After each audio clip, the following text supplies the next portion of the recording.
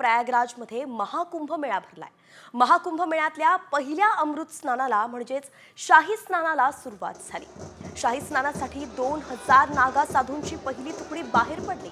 हातात तलवार, त्रिशूळ, डमरू आणि संपूर्ण अंगावरती राख फासलेले हे नागा साधू संगमावरती पोहोचले।